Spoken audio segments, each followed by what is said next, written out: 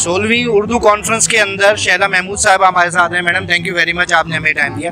कैसा लग रहा है? आप लोग तो खुद ऑर्गेनाइजर्स में से हैं, तो इतना बड़ा मेला सजाना और 16वां साल हो गया, कैसा लगता है?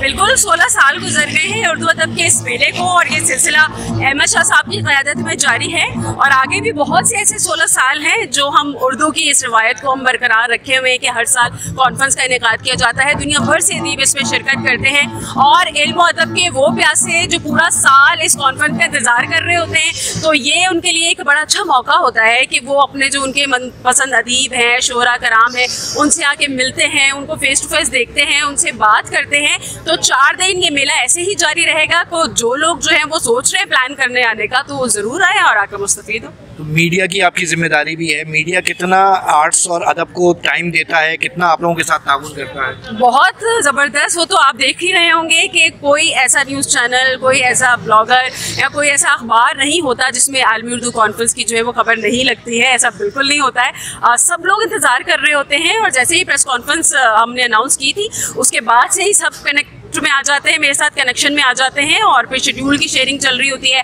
फिर सब लोग अपने अपने हिसाब से जो वो प्लान कर रहे होते हैं कि किस तरह से जो है वो चीज़ों को देखना है, क्या क्या उन्होंने कवर करना है। तो मीडिया की तो भरपूर सपोर्ट है और थैंक्स टू ऑल मीडिया, आपका भी कि आप लोग आए हैं। तो 4 दिन रहें और देखें और इन्जॉय करें और अपने अपने जो फेवरेट सेलिब्रिटीज़ हैं उनके साथ मुलाकात। यूथ कितनी कनेक्ट हो पाती है इस किस्म के, क्योंकि अदब फेस्टिवल या उर्दू फेस्टिवल से एक बड़ा सख्त सा नहीं देखिए, यूथ ही तो है मेन जो हमारा है वो। अब जो 70% हमारे नौजवान हैं वही तो इसमें ज़्यादा हिस्सा लेते हैं। अभी तक हमारे जो रजिस्ट्रेशंस हैं उसमें मोस्टली तादाद जो है वो यंगस्टर्स की है। यूनिवर्सिटीज़ हैं, कॉलेजेस हैं, स्कूल के बच्चे हैं जो यहाँ पर हमारे पास रजिस्टर्ड हो चुके हैं।